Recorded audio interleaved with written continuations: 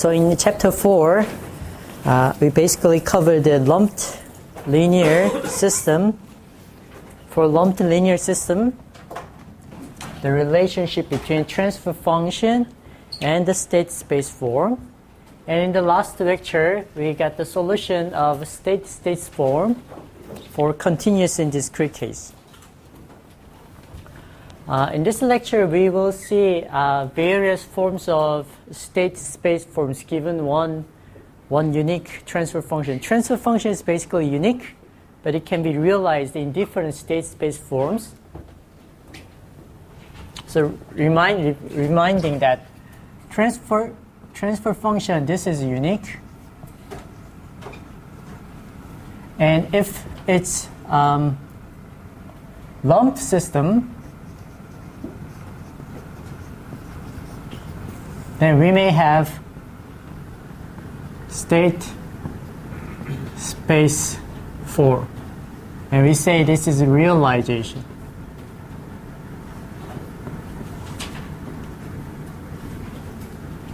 And although there are one unique transfer function, there could be various state space form.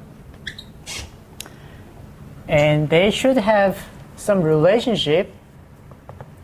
In the big picture, I may say they have a similar matrix relationship in big picture. So the state transition matrix A in one system, for example, and let's say another system,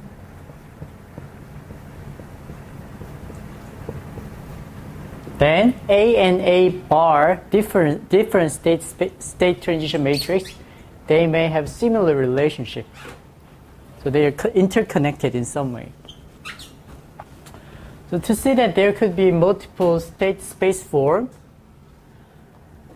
let's say an example.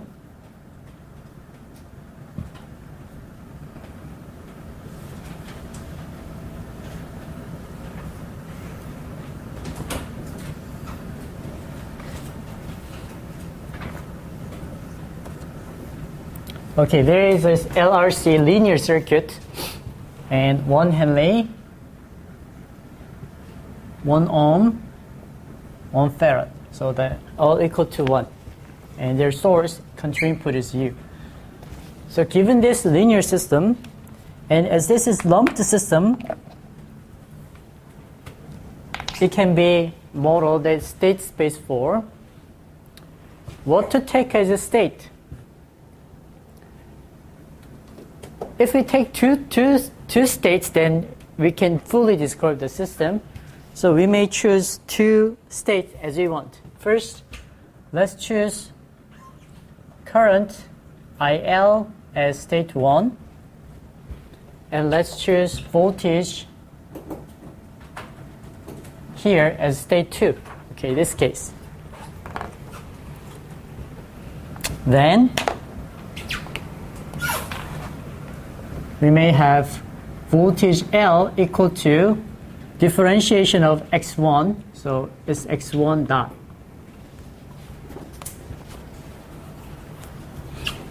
And current on this capacitor is differentiation of voltage, so x2 dot. Then on this point, let's apply Kirchhoff current law. Then from A, coming in is x1 minus x1, and coming out is x2. Because the voltage is x2, the current should be x2 here. And this current, x2 dot, equal to nothing. So we may rewrite x2 dot as x1 minus x2. And applying Kirchhoff voltage law on loop B, minus U plus x1 dot plus x2 equal to nothing. So x1 dot equal to minus x2 plus u. Okay, we have one state space realization for this system. x1 dot, x2 dot equal to, x1 dot is 0 minus 1, x2 dot equal to minus 1, x plus 1 nothing u. Okay, one state space realization. But the state doesn't necessarily need to be this red thing. We may take other thing for the same circuit.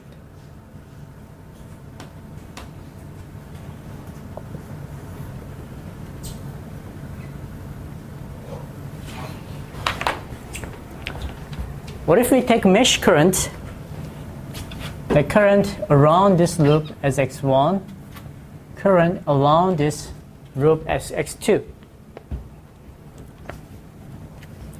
Then the voltage across here will be, let's say, x1 bar, to indicate that this x1, x2 is different from the x1, x2 here. So I put bar here. This is x1 bar dot. And the current here is C dV dt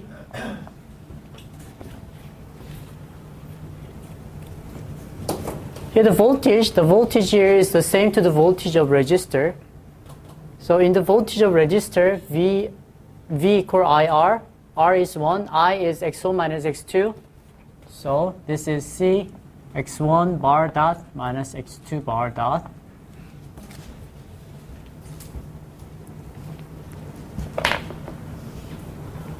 Okay, so for the mesh current on x1, we may write minus u plus x1 bar dot plus the voltage here is x1 minus x2. So x1 minus x2 equal to nothing, one equation. And for the mesh current x2,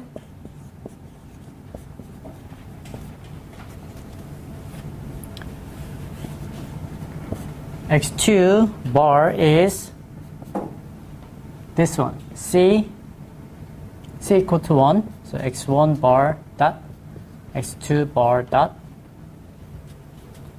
Here, x1 bar dot is, from this equation, x1 bar dot is x2 minus x1 plus u minus x2 bar dot equal to, oh, they are equal.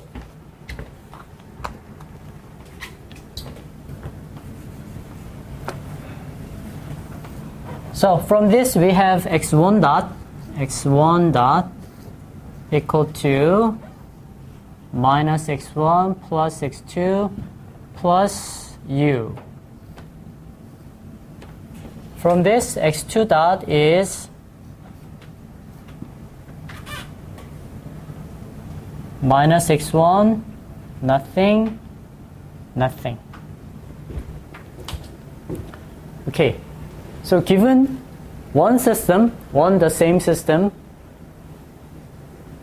what to take as state is our choice. So if we take this red part as state, we have this realization, state space 4. If we take this red part as state, and we have this realization, then we may expect that they should have some relationship, right? This A, and if I say this A bar, and also B and B bar, they should have some well-organized, well-harmonized, well-synchronized relationship. And in this lecture, we will see what's the relationship.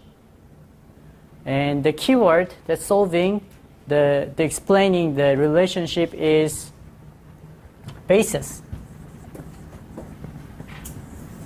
So they are representation of the system with respect to different bases.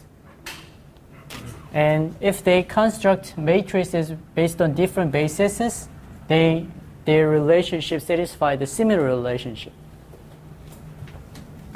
So let's see start from the case from easy to difficult.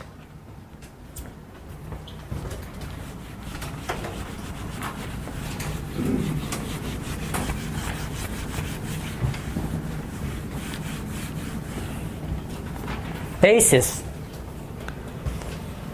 So the first easiest thing is vector. So a vector,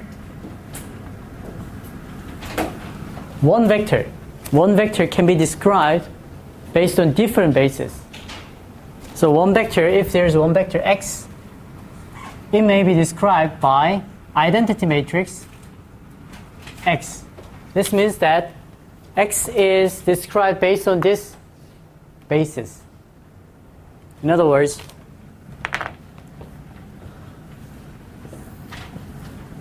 if I say this is I1 and I2, let's say small I1, small I2.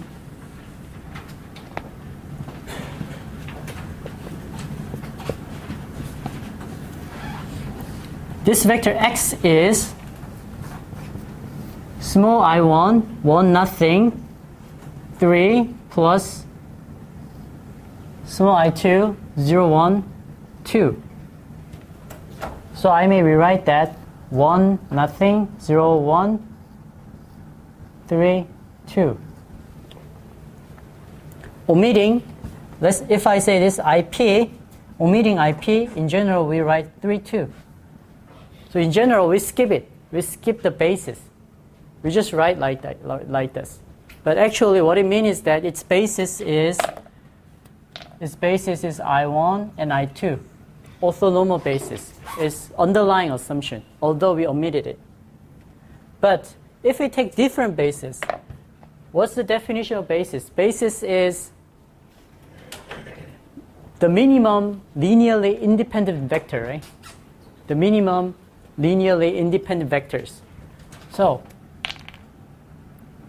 if there's W1, W2, W3 arbitrary direction, W1, W2, W3 spans this vector space, but they are not bases because its number is 3. The minimum number is 2. So if we take W1 and W3, they make bases. If I take W2, W3, they make bases. If I take W3, W4, they make bases. But if I take W1, W4, they do not make bases because they are linearly dependent. So whatever combination, we can take infinite number of bases from given this vector space. Then I may rewrite this x in terms of different bases. Let's say that's Q. Then this x might be able to written another form, x bar. So this is new vector representation based on different bases. So vector, we might be able to do like this.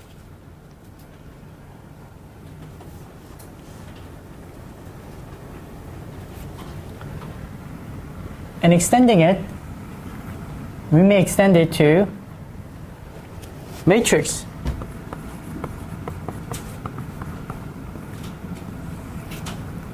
If there is a matrix A, you know what the A is doing. You know the 4 fundamental subspaces, and A is sending row space into column space. So A is doing exactly one specific thing. It's something like X is pointing this point. Although it could be described by X based on this space or X bar based on this space, it can be changed, but the real phenomena is this.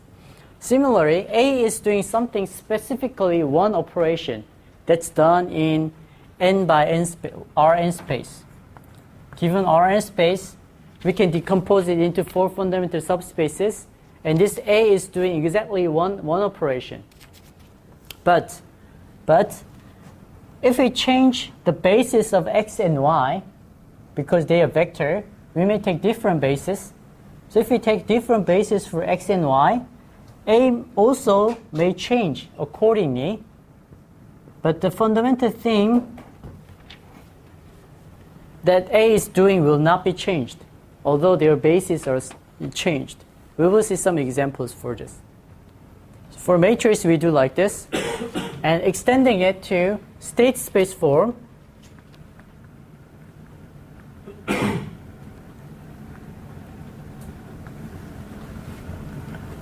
If we have a continuous system, LTI system like this, let's say this is this case, for example, then by using different base, we might be able to change the vector as well as the matrix. So changing the state vector as well as the matrix in this way.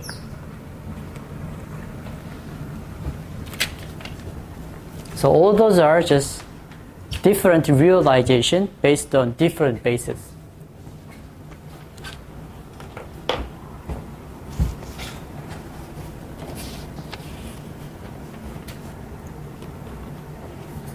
Okay, so let's see from the vector case.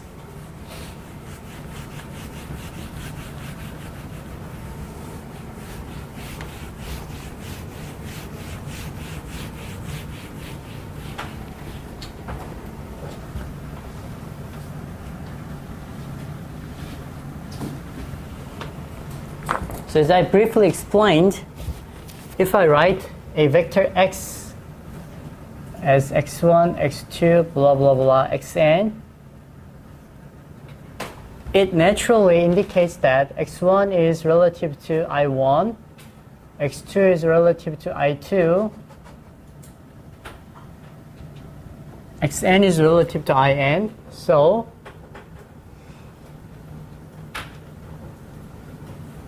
it indicates that this specific behavior, specific point, is described relative to orthonormal basis equal to axis. So this is orthonormal basis equal to axis. So we omit it in general. Then the same point x can be described by other axes. For example, let's say Q1, Q2, Qn, if they constitute a basis. Then their linear combination makes this point, so alpha is their coefficient. Then we may constitute a matrix Q1, Q2, Qn with alpha 1, alpha 2, alpha n. And if we say this color matrix is Q, then this is Q, alpha 1, alpha 2, alpha n. Okay, so this is the real point. The real point that exists in the physical world, simulated world. This is basis. This is basis. And this is vector based on this basis. So for one given real point, if the basis is identity, then this is the same to vector. That's what we generally use. But it doesn't need to be like that. Real point could be described relative to another basis. Then it may have another representation, another vector representation. So as shown in the W1, W2, W3, W4, there could be infinite number of bases. So vector can be represented in a real point can be represented in various ways. So if I say this as Q x bar, then this is new representation of this real point, one real point.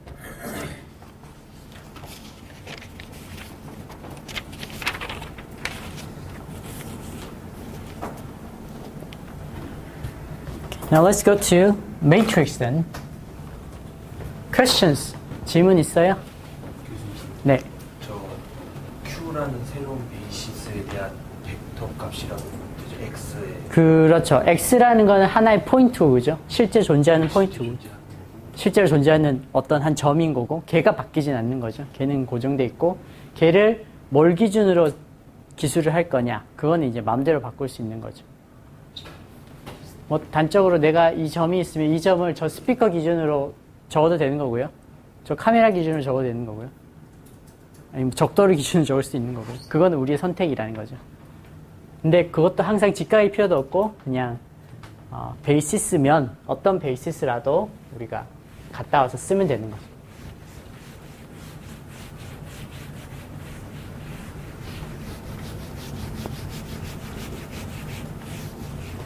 Okay, now let's go to matrix case.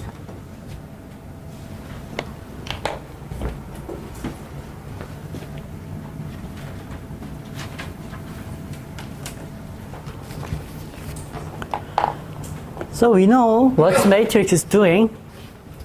Matrix is sending row space component into column space. So we may draw 4 fundamental subspaces, and this matrix A is doing specifically one thing. For example, we may imagine a matrix A that works in Rn vector space that's sending this kind of X to this kind of Y.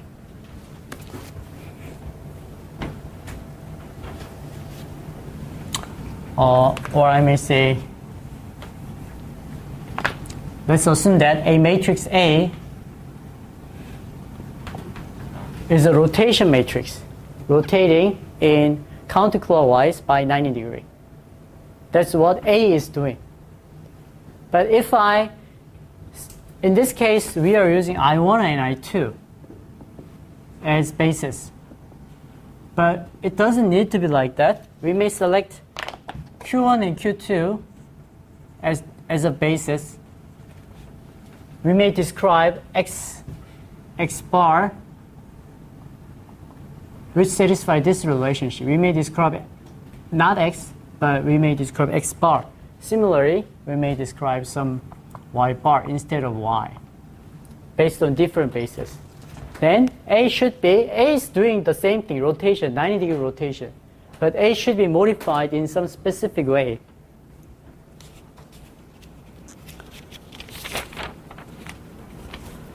So if A is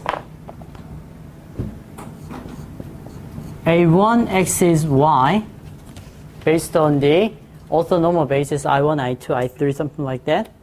And if we choose different bases, based on different bases, we have X bar and Y bar. And let's see what's the relationship of A1 and A2 then. Here, let's take Q as new basis. So vector X and vector Y is described in terms of Q. And A2 X bar is A2 Q X equal to Y bar, QY. Then Q inverse, taking Q inverse A2 QX equal to Y. So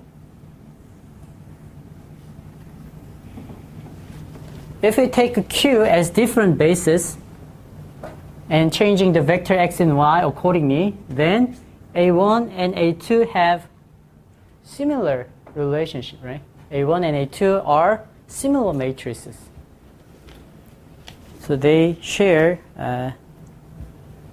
they are basically similar matrices.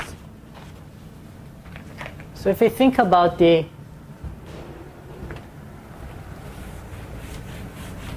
projection matrix,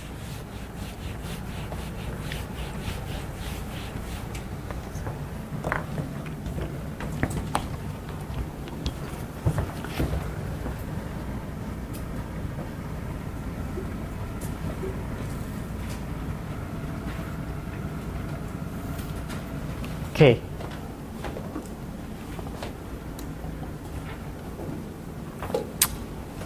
Let's imagine a projection matrix that projects all the things in this line. So matrix A is projecting all the things in this line. In the first case, we take I1 and I2 as bases. In this case, we take this as V1, this V2 as bases. This is 1, 1. This is 1, minus 1. This is 1, nothing. This is nothing, 1. Okay. With respect to these bases, projection matrix is given as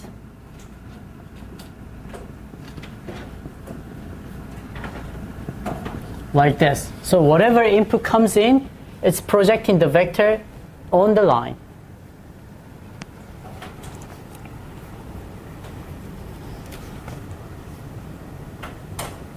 On here, we may take another matrix where V1 component is still alive, but V2 component diminishes, disappears. So only conserving V1 component, and eliminating V2 component. So this matrix is basically conserving the vector in this direction and eliminating vector in this direction. Then this matrices, those two matrices shares the same property with a similar matrix. They constitute the relationship of similar matrices. Here, we may write X bar. We may write X bar as combination of V1 part and V2 part, where X1 and X2 is X in here, which is description of specific point based on IP. Then X bar may have this kind of relationship. So based on new basis, we may build new representation. So this matrix Q, A bar, and A, they will satisfy this relationship. So they are a similar matrix.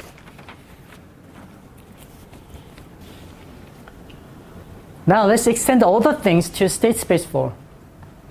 Because we did it for a vector, we did it for matrix. So extend it to state space 4.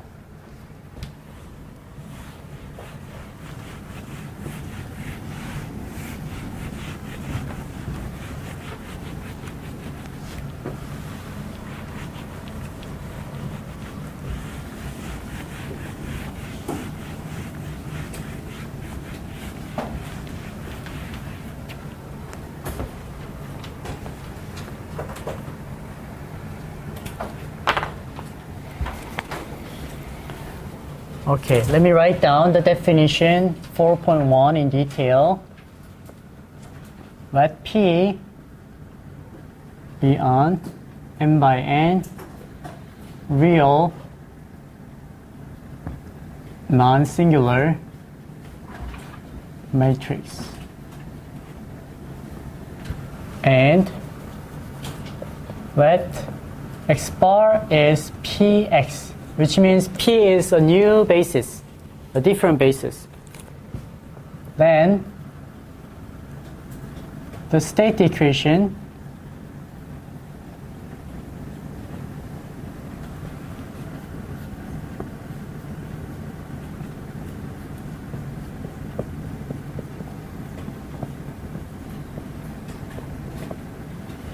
X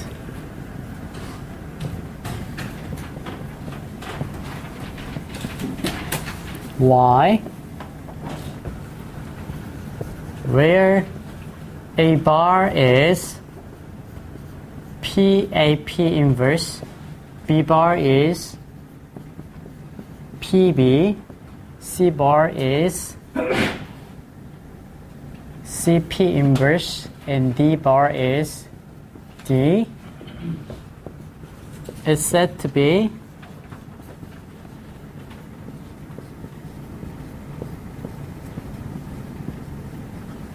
algebraically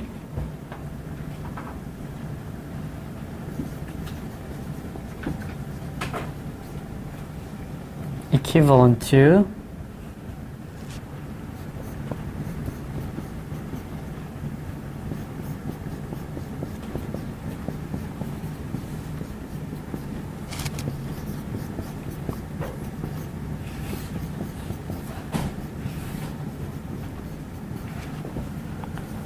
and the transformation P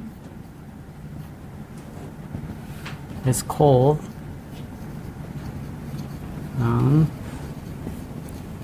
equivalent transformation. Okay, I wrote it down. Okay, P is non-singular, so there should be inverse. There should be P inverse, as we need P inverse, and they are real.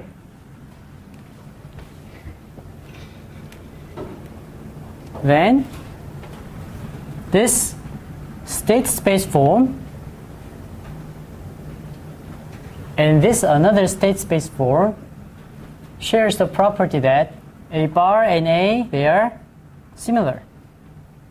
And B, this is vector case. So vector-vector relationship is described by P. This is matrix-matrix relationship described by similar relationship. Vector is described by, because U is vector, P. And C, D is basically the same.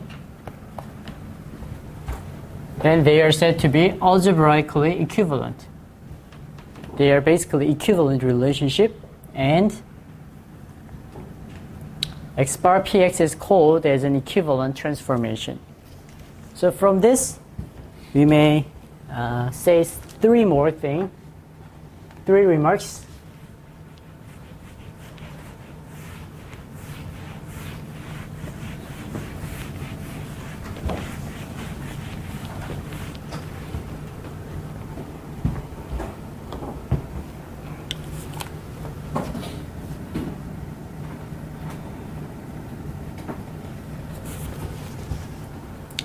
Here, X is P inverse X bar. X is P inverse X bar. Then we may say Q X bar, where Q is Q1, Q2, Qn X bar. If I write like this, X bar is a new representation of X relative to different bases. X bar here is a new representation of X relative to different bases P inverse. P inverse.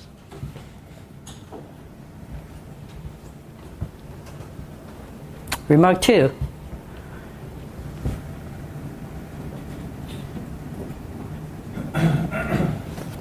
Although their representation are different, but they share the same set of eigenvalues. Matrix A, they shares the same set of eigenvalues.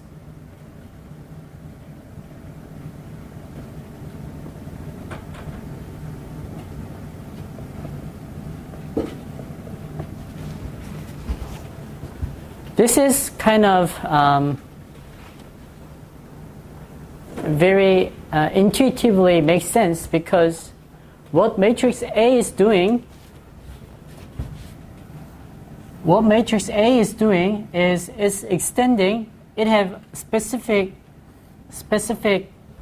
eigenvector, and it's scaling using eigenvalue.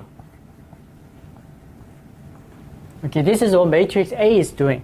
So if we take different bases, so this is represented based on this orthonormal basis, but we can take another basis like this. If we take a different basis, then eigenvector may change, right? Vector representation may change according to this, but eigenvalue, the magnitude, will not be changed. So it intuitively makes sense. Although, because there's no scaling something. It's just changing the basis. So,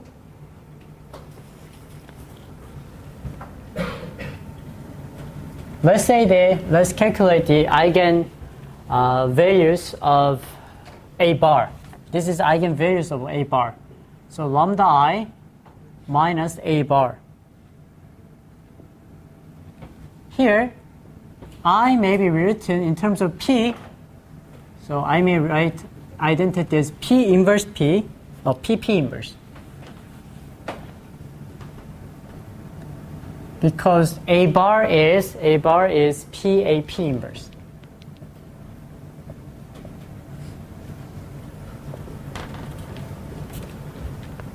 Oh, I missed the determinant. Determinant. Then this is same to determinant of P and lambda I minus A P inverse. And this is equal to individual determinant of each component. Determinant of P, determinant of lambda I minus A, and determinant of P inverse, which is scalar. So scalar inverse makes nothing. So this is equal to determinant of lambda I minus A, which is characteristic polynomial of original matrix A. So A and A bar, they share the same set of eigenvalues. Also, if they are the same representation, their transfer function should be the same. Its transfer function is transfer function because there's one unique transfer function. They should be the same. So they share the same transfer function.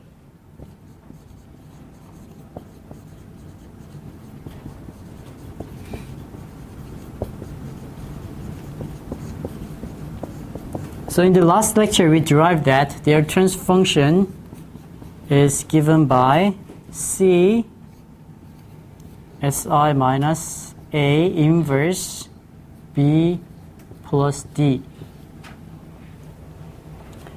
And put term one by one from those. C bar is CP inverse Si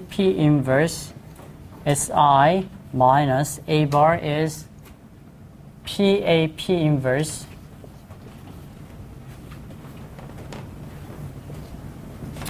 and let me write it like this. Similar to this, let me write it as PP inverse minus PAP inverse. Like this. This is Si minus A inverse, A bar inverse. B bar is PB, D bar is D. Then this is CP inverse, P in the front, and P inverse in the end. Si minus A P inverse, it's whole inverse. PB plus D, which is CP inverse, P inverse inverse P, Si minus A inverse, P inverse, PB plus D, which is identity, which is the same transfer function for the original state space representation. So their transfer function should be the same, regardless different bases.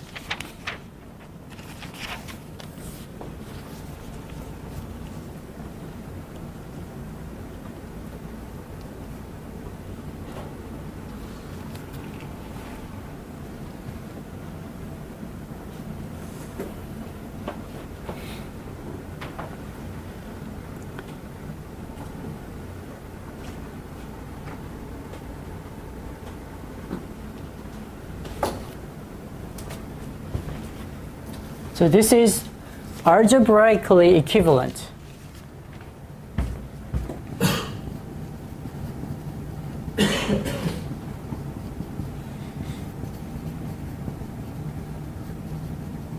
So if their two representation or any representation are algebraically equivalent, then they are basically the same representation, and they share the same G, the same transfer function. But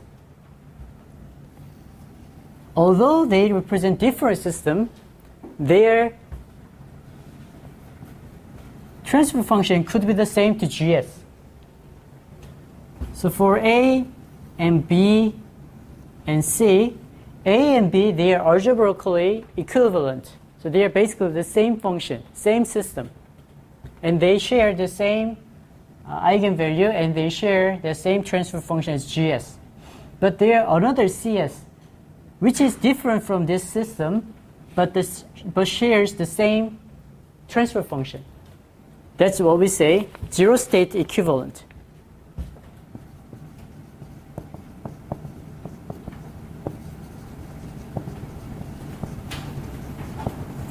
Zero-state equivalent function.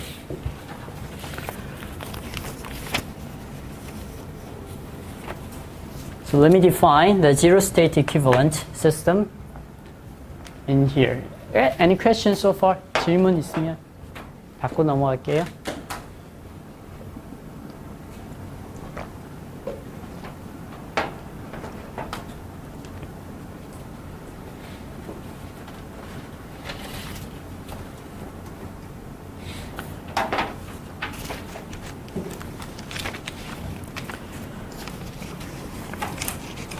Okay, then let's go to zero-state equivalent.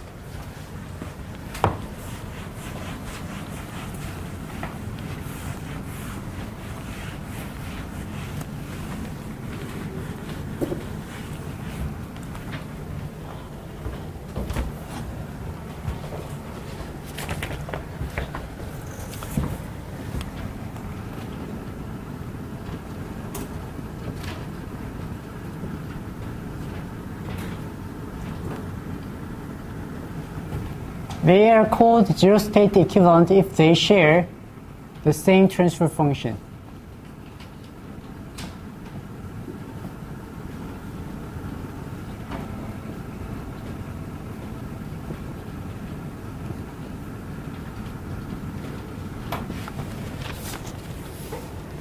That means, given the state space form, if we do like this, then it should be the same. So that means two systems are zero. Okay, given two systems, this is satisfied. So given two systems,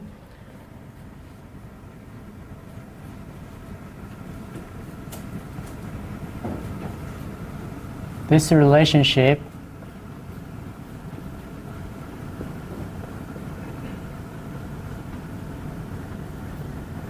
is satisfied. Then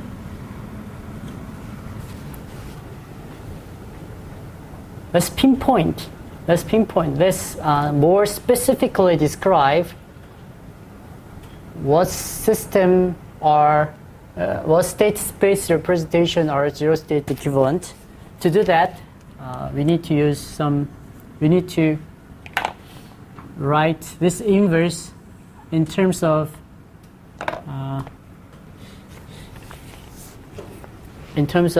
infinite representation. So to write it down, let's remind that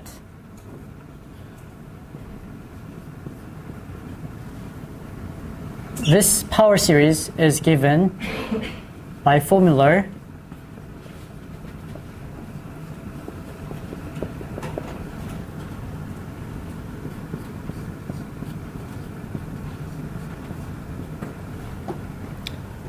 as long as it converges. So this infinite series can be written like this. And let's multiply S inverse on both sides. And let's change lambda into matrix A. as we did in the polynomial equation. Then multiplying S inverse gives S inverse k equal to nothing to infinity. S inverse lambda k. Multiplying S inverse, this is S inverse identity. This is A. S minus 2A. This is S minus 3A cubic, blah, blah, blah, blah, blah. Then, if I multiply S inverse, then S inverse is S. So S inverse is S here. So SI minus S is SS inverse is identity, A remains. So we can write down SI minus A inverse using infinite series like this. So here, writing them down,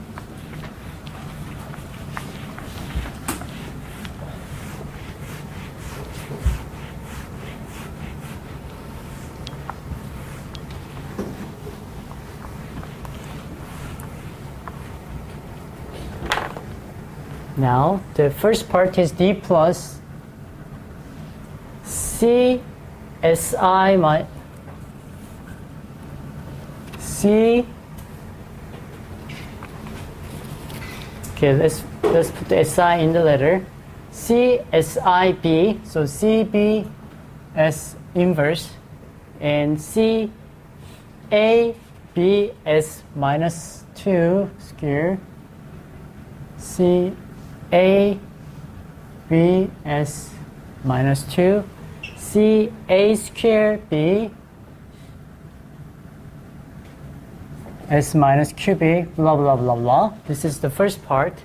And the latter part is D bar plus C B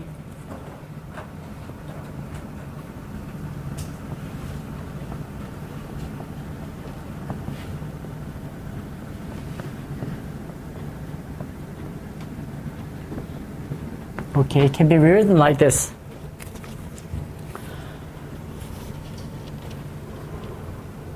So, if they are the same, then they share the same transfer function. That means if D is equal to V and all the components here, this is C A M B is equal to C bar A bar M B bar. If those two are the same for M larger than 1, larger than nothing, then they are zero state equivalent. So they make theorem 4.1. Two linear LTI, linear time invariant,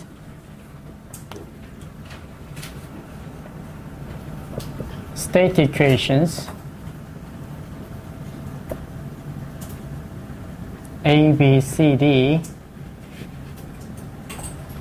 and another one A bar, B bar, C bar, D bar are zero state equivalent.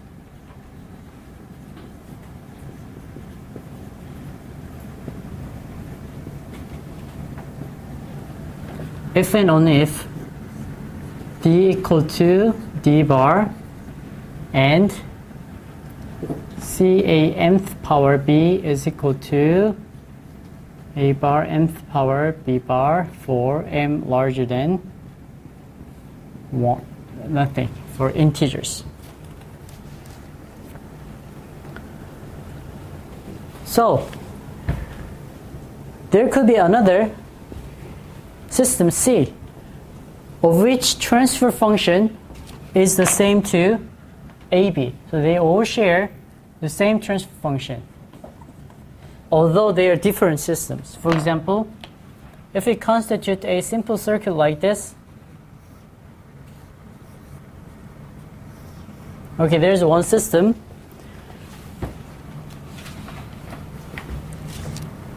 Current source.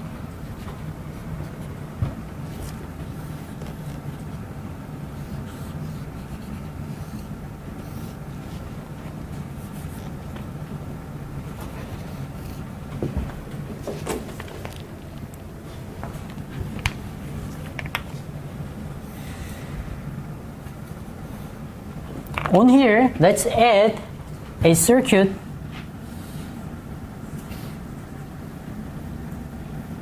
like this. And let's say the output is here, YT, the voltage here. As this is more here, basically there's no state because resistor is memory-less system. It's memory-less system. It's not containing, it's not reserving energy, it's not emitting energy, it's not changing the state. There's no state. So basically this is memory-less system. In this system, there is state because this has memory. Capacitor has memory. But if it's in its zero state, no value, simply connected because it's zero state, it's relaxed zero state, then although two systems are different, but the transfer function could be the same for the zero state. So if I write the state space representation, this is YT equal to half of the input, two resistors, so half of the input. Here we have state xt dot equal to xt and yt equal to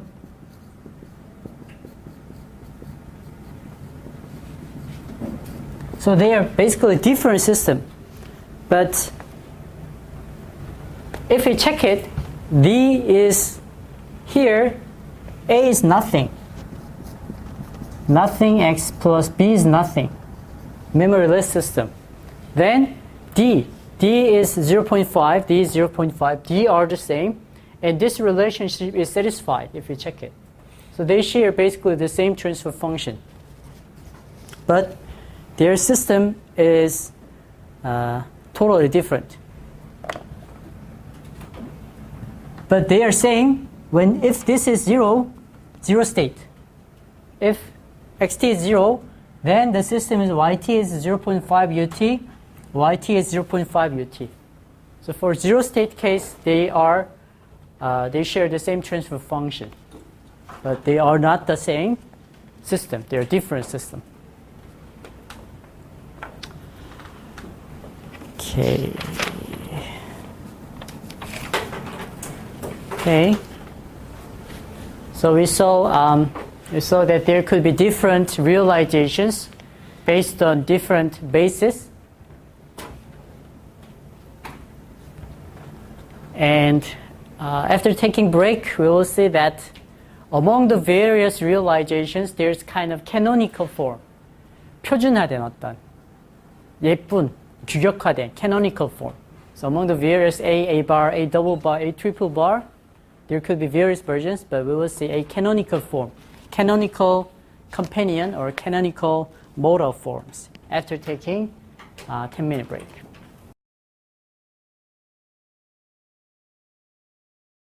Okay, so now we know that if it's a lumped system, then we can represent transfer function in various forms. So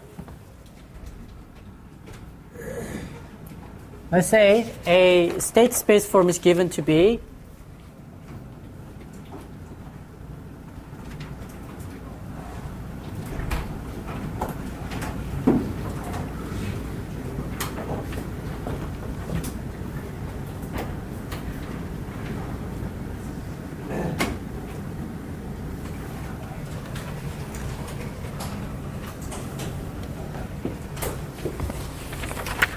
okay, let's say that this is A xt plus BU.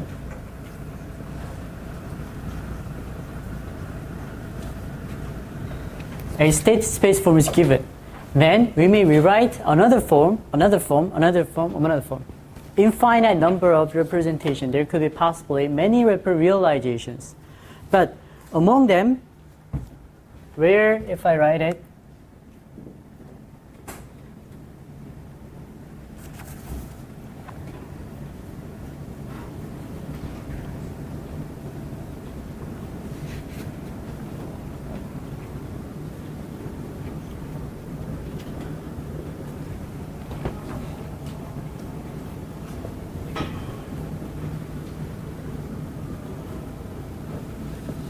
Okay, given real non-singular matrix P, we can rewrite the original given state space representation into this form. Then, how to select P so that A bar is neat and concise, what we say canonical. How to select P to make A bar a canonical. So in this example, we want to make A bar as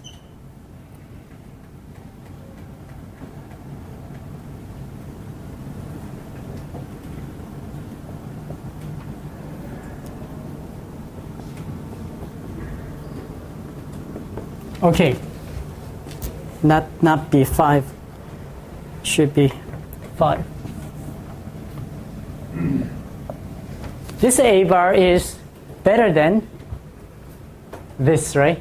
Because it's quite organized in some way. Starting from 0 and its identity, and there's some coefficient. So we say this is canonical form. Especially we say canonical companion form.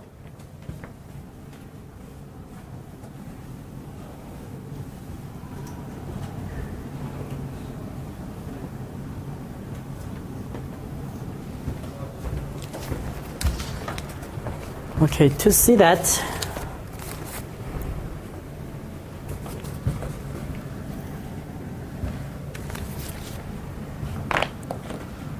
if I take the first column of B as, let's say this is vector B, and if it if we take a new basis Q as B, AB, A square B, new basis, those as new basis. And if we take P is Q inverse. Then we might be able to acquire this kind of canonical companion form.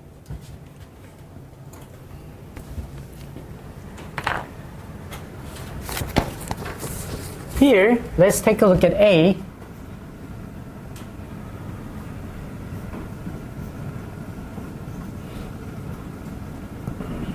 This maps Rn onto Rn itself. And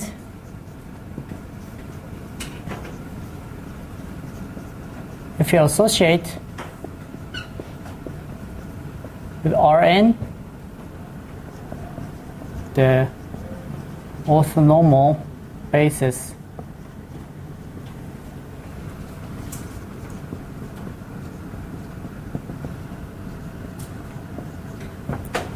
then the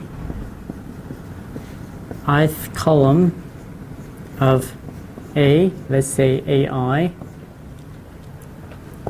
is the representation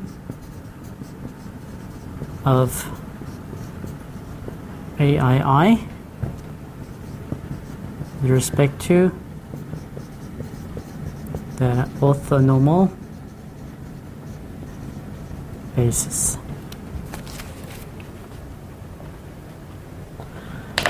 If we say this as A1,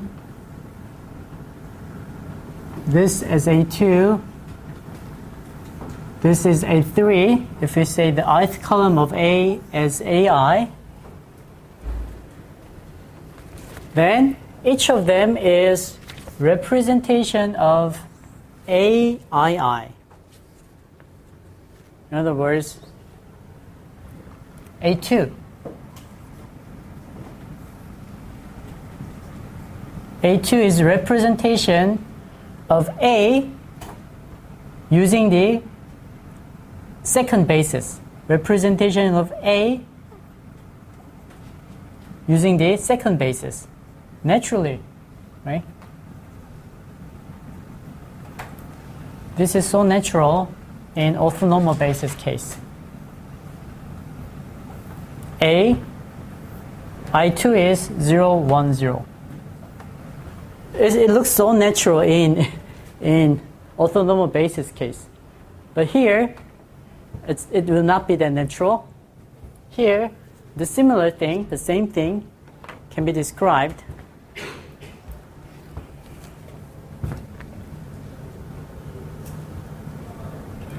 if we select a different set of bases,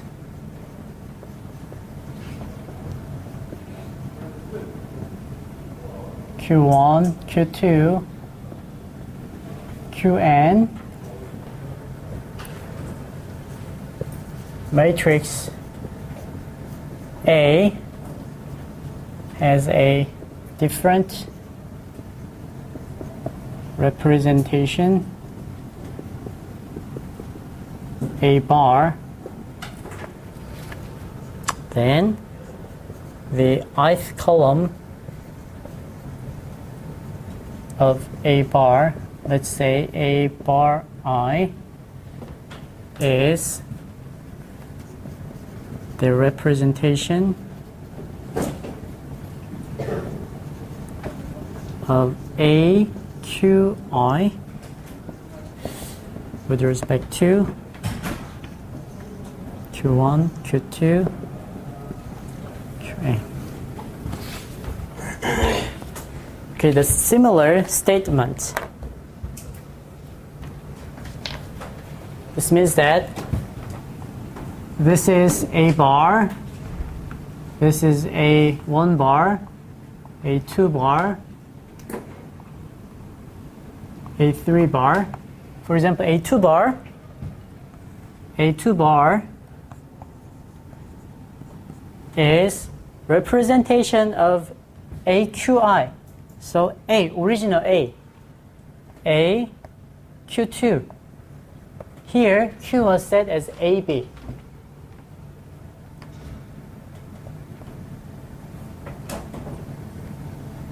One, two, three. If I write down 1, 2, 3, all. A1 bar is AQ1. A2 bar is AQ2. A3 bar is AQ3.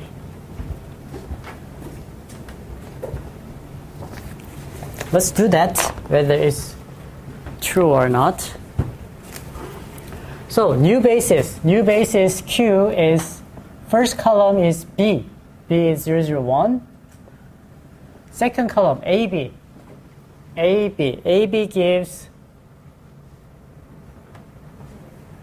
this one, minus 1, 0, minus 1.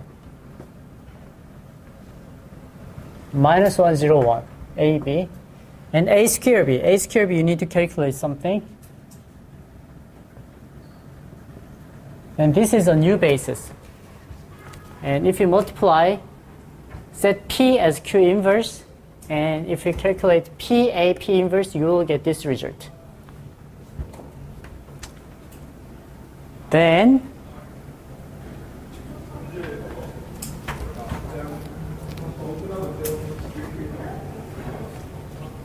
you can see, put A instead of Q1, you may put B.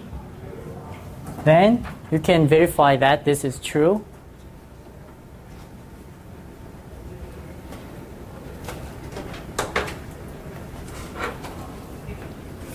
Zero, zero, one.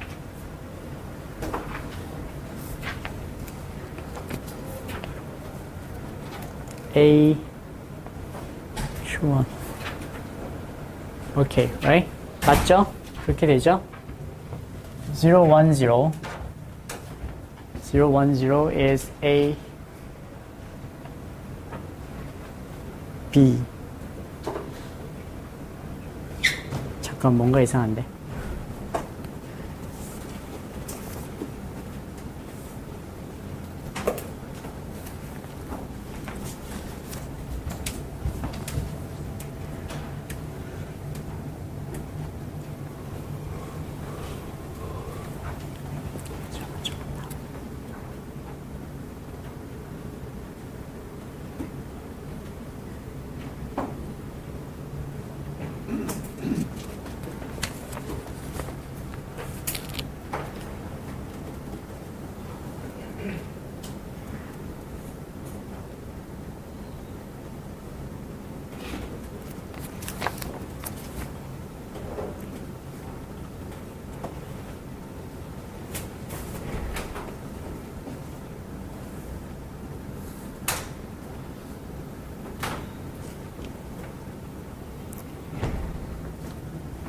여기 조금 안 되네요.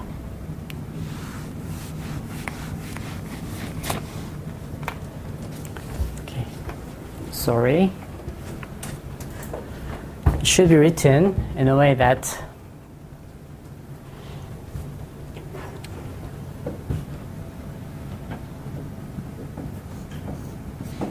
AQ1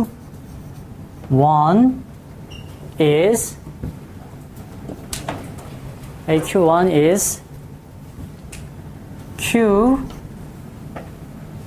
A1 bar. It should be written this way. The ith column of a bar is the representation of AQ1 with respect to new basis. It should be written like this. So if you see A, B, Q1 is B, A, B is, now Q is B, A, B, A square B, and A1 bar is 0, 1, 0. So only this is taken by this component.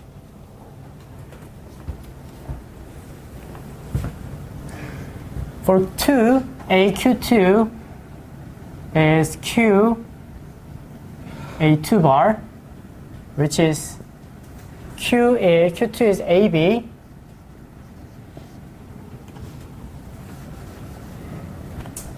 and Q is B, AB, A square B, and A2 bar is 0, 0, 1. So 0, 0, 1. A square B is A square B. For 3, AQ3 is Q A3. So AQ3 is A square B, is Q is B, AB, A square B times 17 minus 15 and 5. That means A cubic B is linear combination of B and AB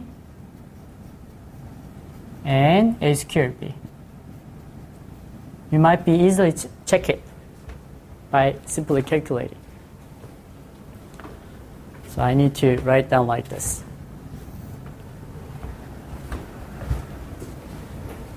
Then this should be modified in some way too.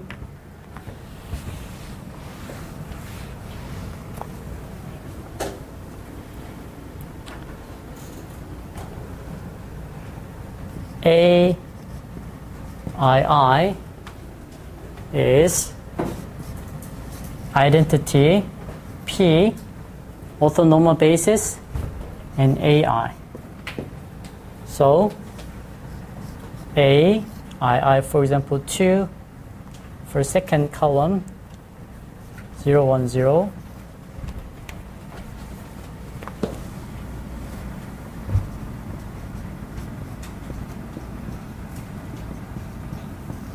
Is identity orthonormal basis times AI, second column.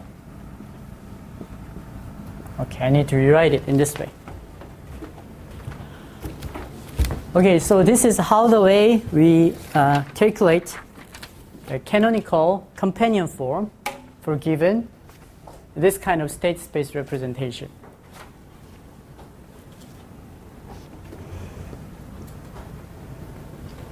And if I writing them down in words, 질문 있어요?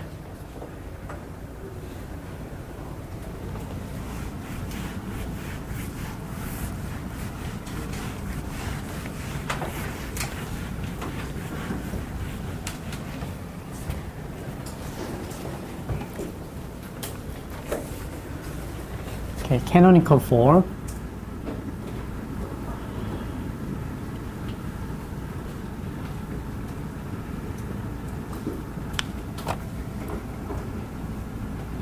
Let A be an m by n matrix. If there exists an m by 1 vector V such that the n vectors B, A, B, blah, blah, blah, A, n minus B are linearly independent,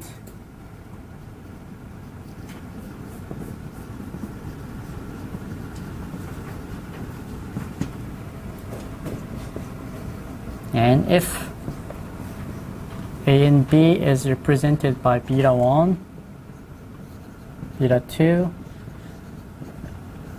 beta 3,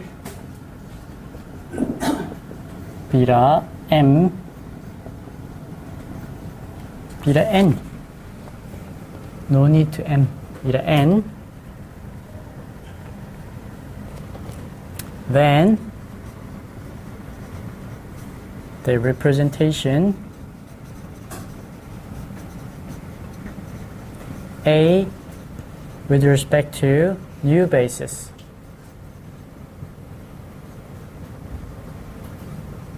is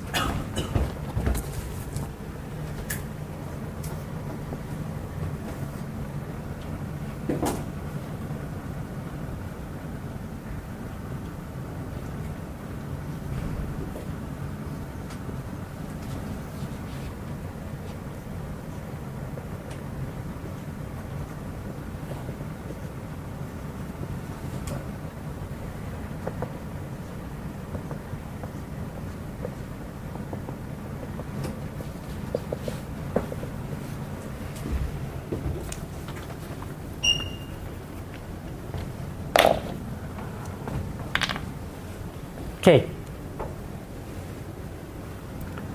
So when we calculate canonical companion form, given A is given, and we select a specific vector V, which becomes the first base of new Q. But when we're doing that, if we take the first column of vector B,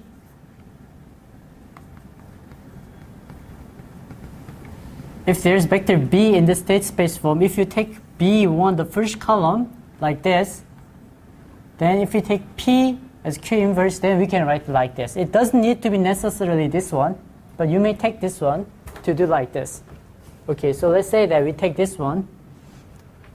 If that B satisfied, that B, AB, and AN minus B, if this B makes those things as linearly independent, if they are linearly independent, any combination, any arbitrary vector can be described as linear combination of them, right?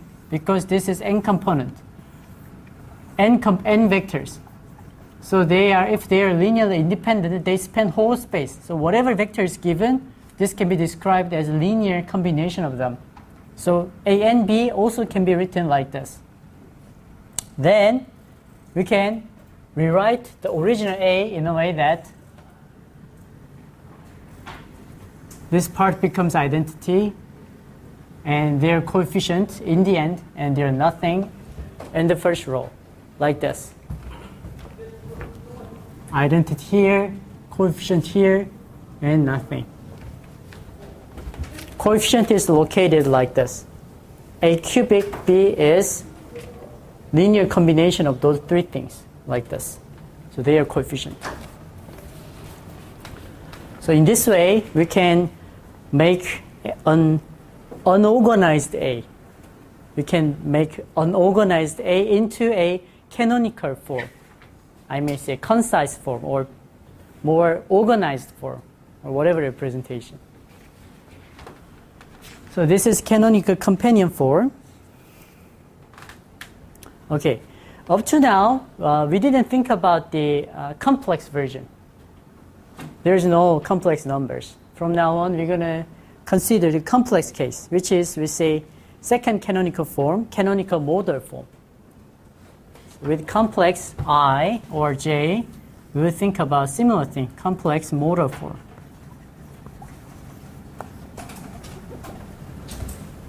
Okay, you got any questions?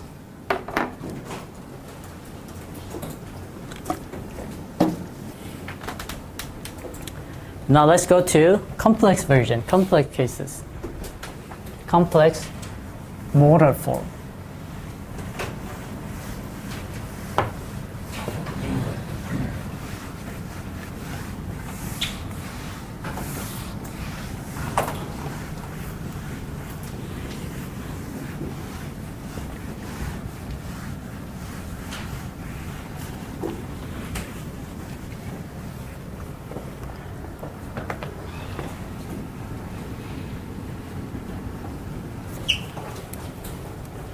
Okay, so if there is a real matrix, matrix is real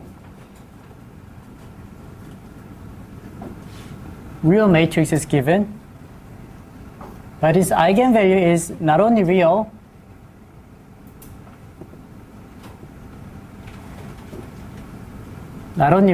but also complex.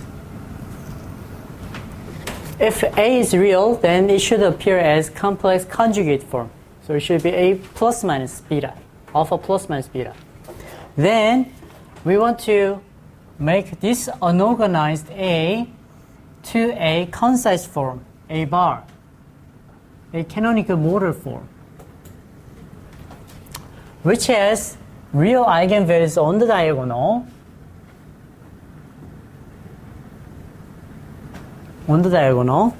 and put alpha and beta in complex numbers as block diagonal. In alpha inner diagonal and beta in off diagonal. And other component is nothing.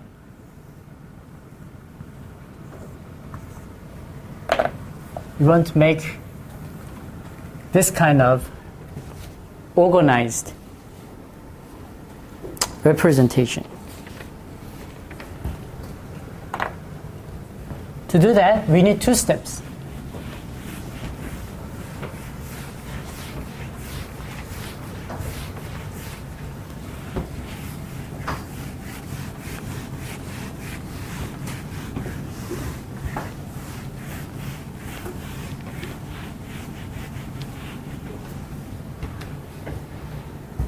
First, find the okay.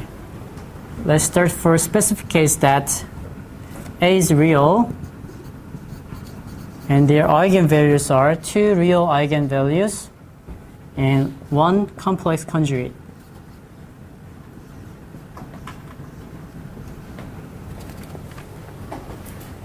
Then you can easily get this diagonal matrix J where the lambda values, eigenvalues are on the diagonal.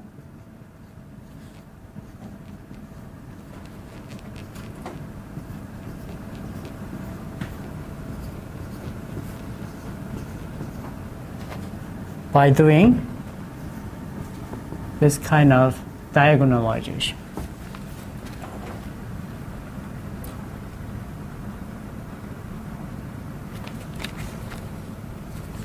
Given this J, once we have this kind of J, this is the first step. Second step, if we have this J, we can make it in this form from J by multiplying two specific matrices. This Q is different from this Q. This Q is from A. This Q bar and Q bar inverse is a specific matrix, which is this Q bar is, in this case, given like this.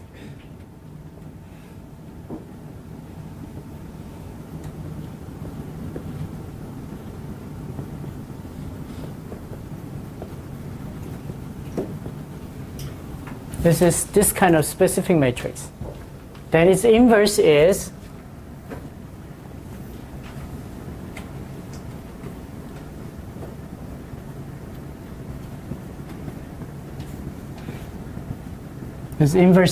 will be written like this. Then if we put J here, inside here,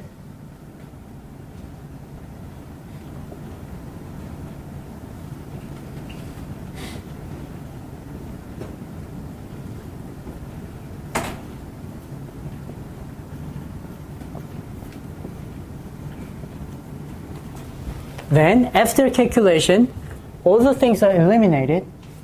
Finally, we have a canonical form.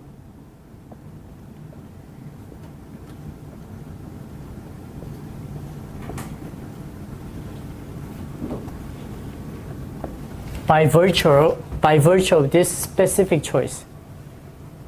If we take Q bar like this, is in this form, then we get the canonical form. So combining this step 1, step 2, that makes combining step 1 and step 2. Step 1 is Q inverse AQ. This is step 1. Step 2 is multiplying Q bar inverse and Q inverse. This is step 2. Then we may set Q bar as P inverse. Let's say this as P inverse. Then this is PAP inverse. This PAP inverse gives canonical form, A bar, where P inverse is Q bar. Q is calculated from A, this Q. Q is calculated by the diagonalization. So Q is arbitrary. It depends on A. But here should be, there's some complex numbers. And Q bar is specifically chosen like this.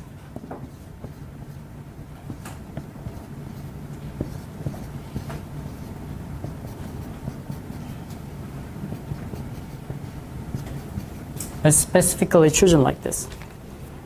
If I do this kind of operation, final matrix is turned out to be, first column is Q1, still Q1. Second column, still Q2. Third column, if we do this kind of manipulation, you will see that only real part of Q3 remains here. And Q4, if we do this, you will see only imaginary part of Q3 will remain here. So given this kind of P inverse, given this kind of new basis, we can acquire canonical form A bar. But this is the case when there are two real eigenvalue and two complex conjugate cases. There could be various different versions. For example, in example 2, if A is 5 by 5, one eigenvalue, and alpha 1 plus minus g beta 1, and alpha 2 plus minus g beta 2, there could be two complex conjugates. Then P inverse is said to be Q1, real part of Q2, imaginary part of Q2, real part of Q3, imaginary part of Q3. And by this transformation, A bar canonical form will be lambda 1, 0, 0, 0, 0. And here should be one block diagonal, alpha 1, beta 1, minus beta 1, 0, 0, 0, 0. And another block diagonal, alpha 2, beta 2, minus beta 2. So it's depending on the types of eigenvalues, numbers of eigenvalues. But whatever combination of real and complex cases appears, the basic principles are the same. So first do the diagonalization. We get Q, and given this Q, we specifically pinpointing Q bar in a way that constitutes this kind of transformation. Based on this kind of transformation, in other words, based on this new basis, A is transformed to A bar, more concise and well-organized canonical form. This is second canonical forms. So we manipulated the state space form in various ways.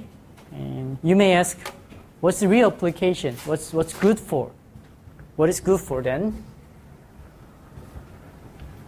Then take a look at one example.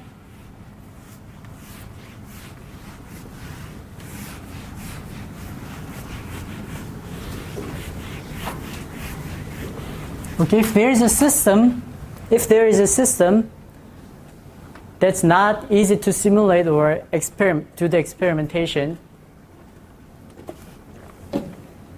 For example, if there's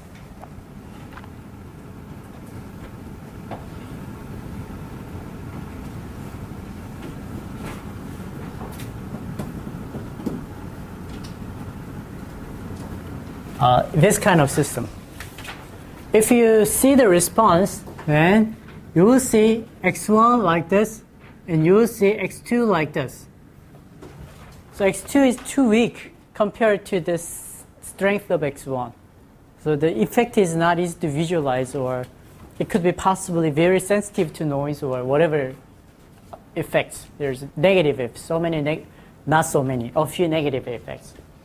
Then select P, take a new basis, and constitute new transform matrix.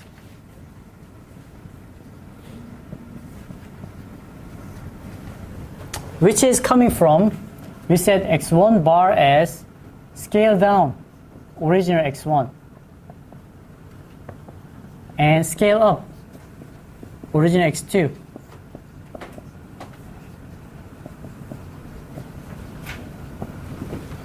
Then new x bar is scale down x1 and scaled up x2. So this is px. So based on this p, we set another new basis, p inverse. New basis 5, nothing, 0, 0.005. Then different realization is written to be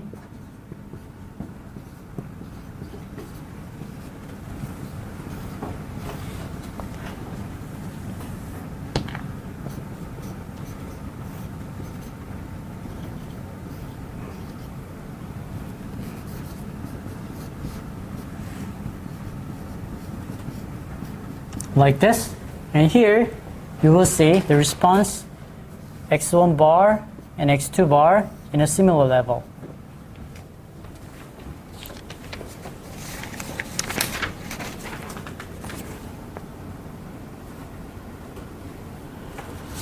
Okay, so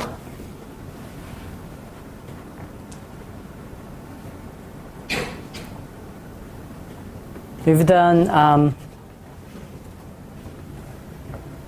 various cases that changes the basis for the concise representation, so called canonical form. And finally, we will see in chapter 4, the final topic of chapter 4 is realization.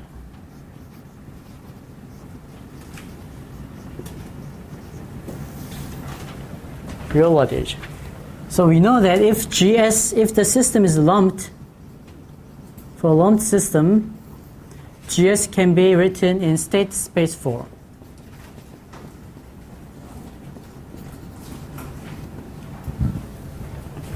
And in the realization, we will see that what I mean by lumped is equal to GS is proper function. We will define what is proper.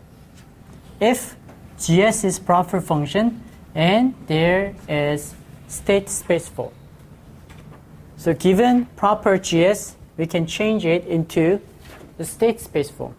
We will see how. But as there are infinite number of state space forms, it's not characterized all the cases. It's not basically impossible, but we will see one specific example that realize the GS. If GS is proper, then we can possibly convert it to state space form. So after having 10-minute break, we will see the final topic of chapter 4. That's the realization. Final topic of chapter 4 is realization.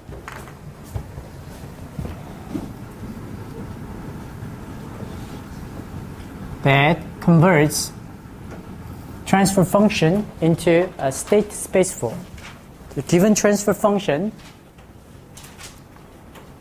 in reality, you may get the transfer function by finding the impulse response. So based on impulse response, you get the gt tau impulse response and do the Laplace transformation, and you will get the transfer function. Okay, so given transfer function, how to make a state space form and when it is possible to convert it to state space form, and how to convert it to the real state space form. That's the quick question. One is when it's possible. If GS is proper, then we can convert it to a state space form. So let me write down what is proper.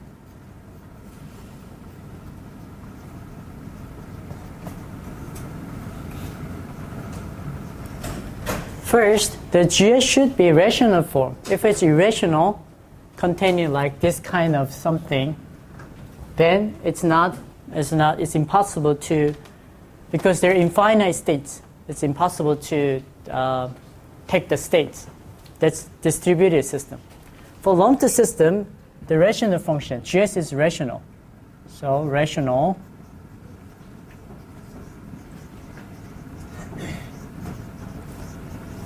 transfer function GS is given to be numerator and denominator. So GS is proper. This GS is proper. This is identical to degree of denominator is larger. Its degree is larger or equal to this degree of numerator. Or if its degree is large, then as s go to infinity, it will converge to either 0 or some specific constant. If the degrees are the same, it will converge to some constant. And if its degree is higher, then it will converge to nothing. So G infinity is either nothing when it's large or some constant when they are the same. They are identical 3 statements. And GS is strictly proper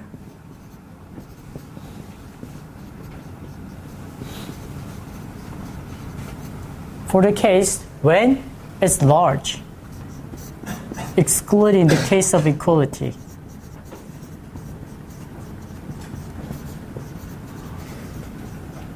Then it's strictly proper. Then GS go to infinity is nothing. Then it's different cases biproper. Its difference is biproper and improper. GS is biproper, which is identical to degrees of denominator is equal to degrees of numerator, and in this case G infinity will converge to constant. And improper,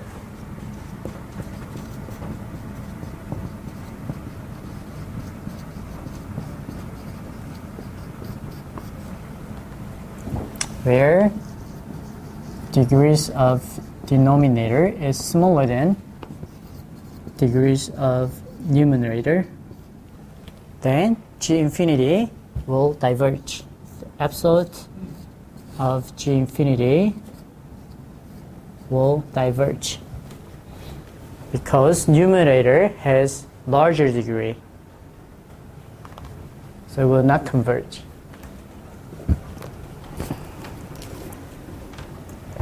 So theorem 4.2 indicates that theorem a transfer function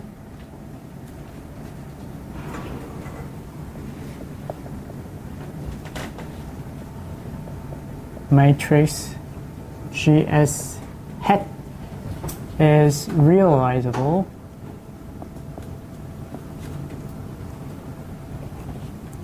if and only if GS hat is a proper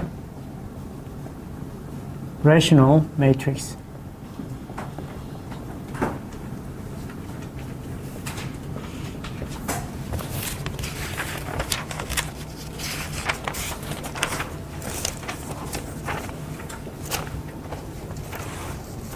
One example of this kind of proper rational matrix is, as will be given in example number 4,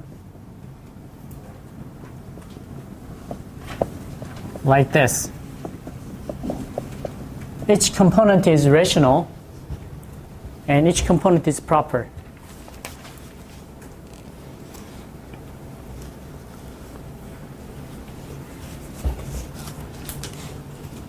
Okay. Then let's see the first question. If GS is proper, then it's realizable. Oh, first thing. Let's see if it's realizable, then it's proper.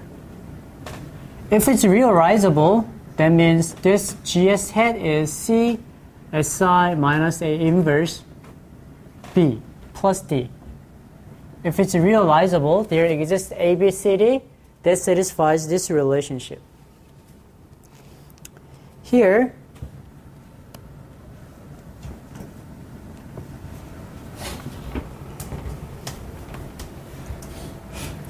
let's take the first part.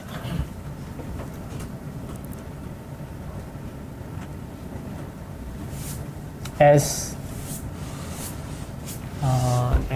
G prime. Okay.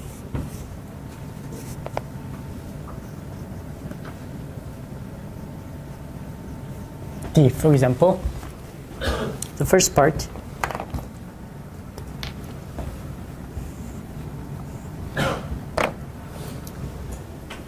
Then, if we consider the inverse,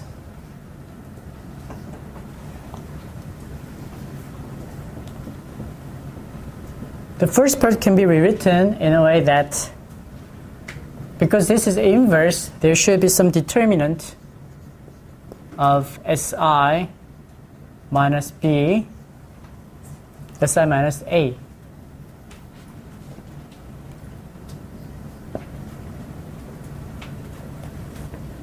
Over 1 and C, and there should be cofactor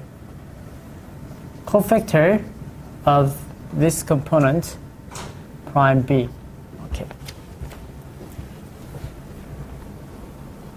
When we construct the inverse, we constitute cofactor and we divide that by determinant. Then determinant is degree of n, right? Determinant is in general degree of n from m by m matrix. And cofactor, when we construct a cofactor, we eliminate one column and one row, right? If we constitute cofactor A 1, 1, then given A, we eliminate first row and first column and constitute cofactor from it. Adjusting sign, after adjusting some sign. That's cofactor. So cofactor is basically has one lower, one lower degree, and CB, they are constants. So we can see that the denominator has larger degree than numerator. So we may say G prime S is strict proper. So I may rewrite G prime as a strictly proper matrix, because the denominator has at least one larger degree than the upper part, cofactor. So if D is nothing, then it will be strictly, the whole thing will be strictly proper. But D doesn't necessarily to be nothing, then it will be a proper. So if it's realizable that can connect two things like this, then it's proper. The GS is proper. So the first question, and the second question. Okay, then if it's proper, how can you realize it? If it's proper, how can you realize it?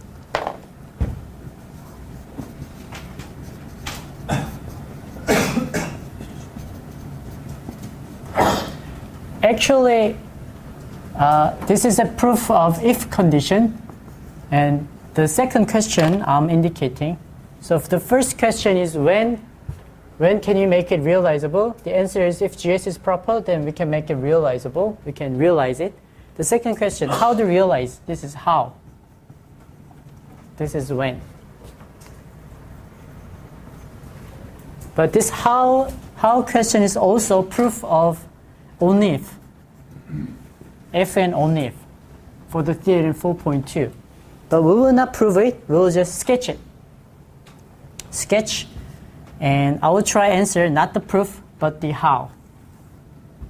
How to realize a proper function as a state space form.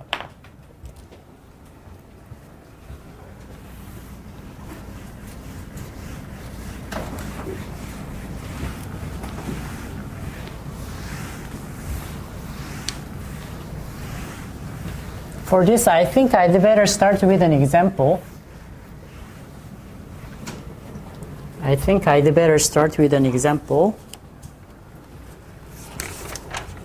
Example 4.6.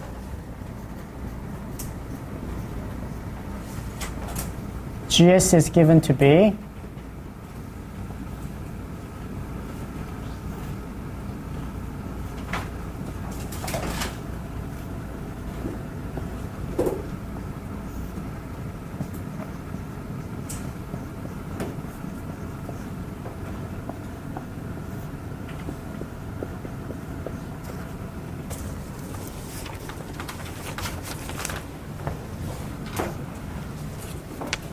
okay. First, let's extract something, some component like this, some component that will not converge when we send S to nothing. Then,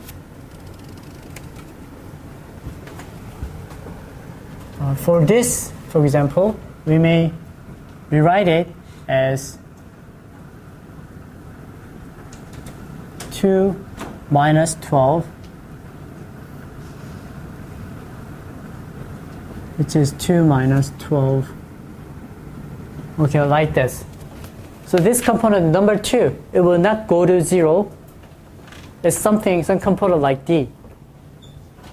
So we divide them as D factors plus and remaining terms.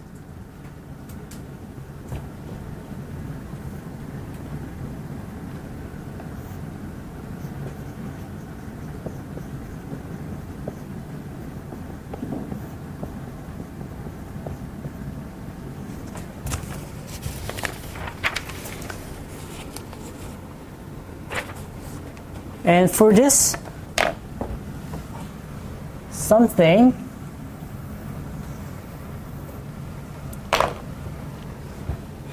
we may select some denominator and numerator. So let's say this is strictly proper part.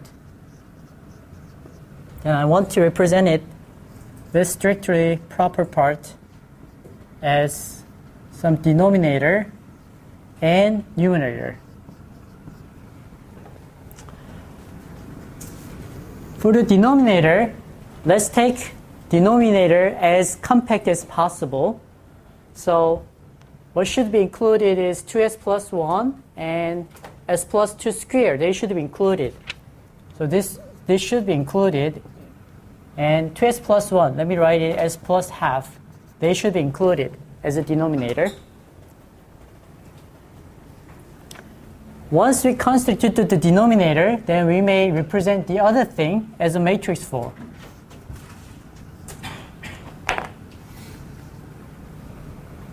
With, if I do that, s squared plus 24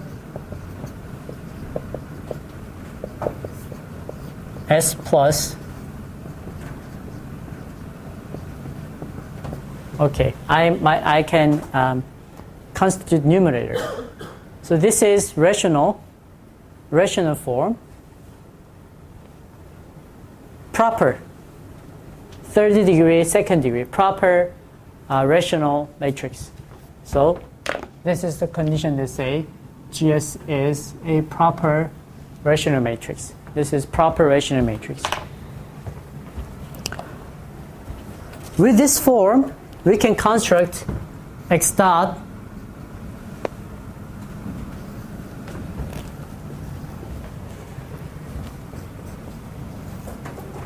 as well as y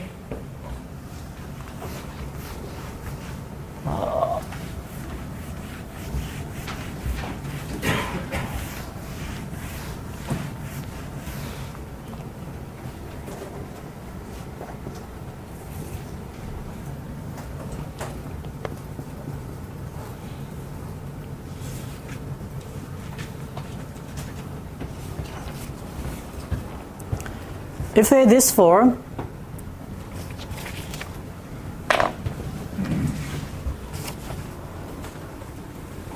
with of its coefficient, this is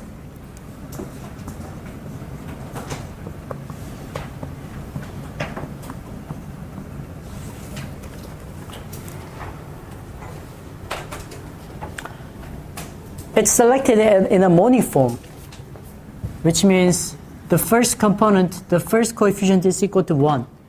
With its monic form, we have 3 coefficients. Given those 3 coefficients, we construct identity multiplying 3 coefficients.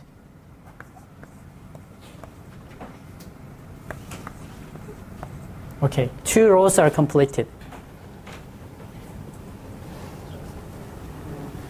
And for other, identity and nothing. In the diagonal, assign identity, and on another part, nothing. Okay, we constructed state space transition matrix A in this way.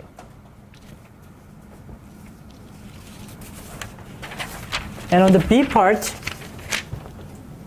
put identity and nothing. And in the Y part, we put those things. Those things.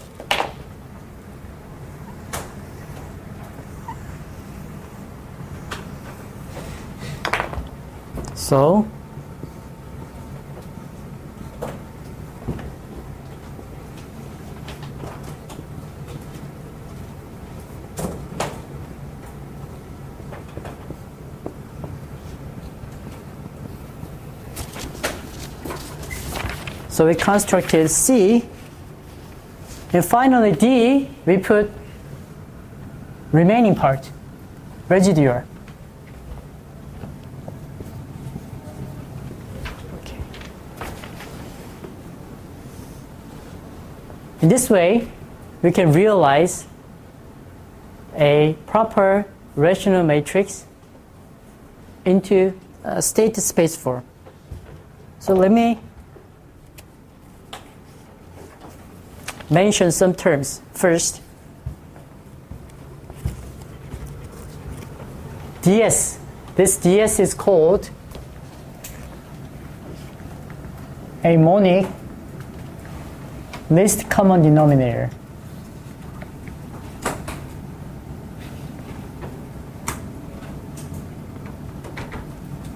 So we should start with coefficient 1. So we didn't take 2s plus 1. Instead, we take 2 plus 1 by half to make the first leading coefficient to make it 1.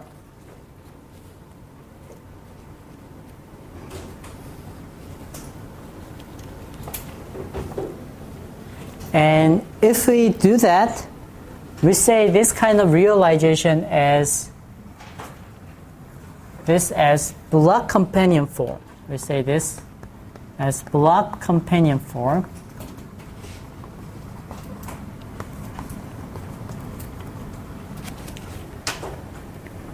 And the whole state space representation,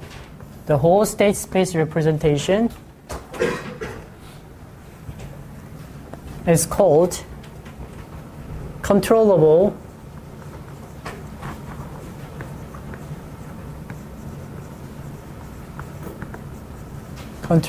canonical form. Controllable means we can control the states. We will learn in chapter 6 what's controllable and what's observable, but intuitively, controllable indicates we can control the internal states. We can manipulate it as we want. Okay, so this is end of chapter 4. We did other things for LTI system. For LTV system, we will skip it because it's... How many of you are handling with LTV system? Actually, LTV system is not common, and LTV system is in general not that much practical. So we cover LTI system. So we did all the things for LTI system, and I may announce homework number 3.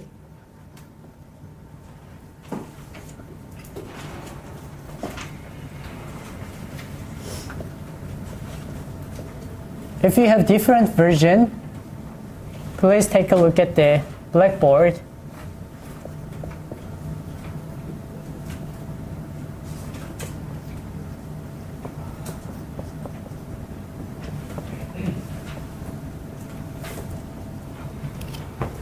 Due in 2 weeks. So any questions so far? So in chapter 5, we will cover stability.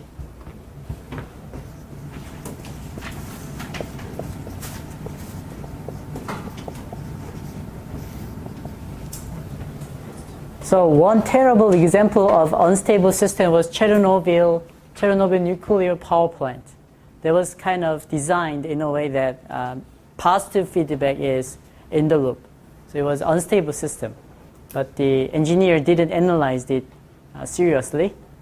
So what happened is a big disaster. So stability is critical issue. So how to prove stability and what does it mean by stability is chapter 5. And chapter 6 is controllability and observability.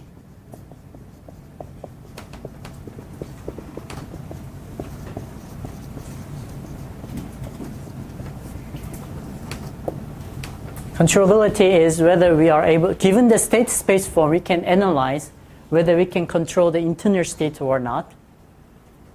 For example, if you are flying a drone, then in the drone there should be some propellers. And if you make if you can find the state space realization of this drone, it depends on the number of actuator and the configuration, kinematic configuration of those propellers. Then you can see whether you can control all the internal states, X, Y, Z, rho, PGO, given that kind of control input or not. That's controllability. And observability is whether you can take a look at inside the states, whether you can see how the states are varying or not, given output. Output, it depends on the sensor type. So output highly depends on the sensor information. So given controllability is coming from A and B. So given this control input, AB enables you to control the X states. That's controllability. And observability is given this kind of C, this depends on sensor. What kind of sensor are you using? It's up to your sensor system. Given this kind of sensor information, whether you can see inside the states or not. Observability.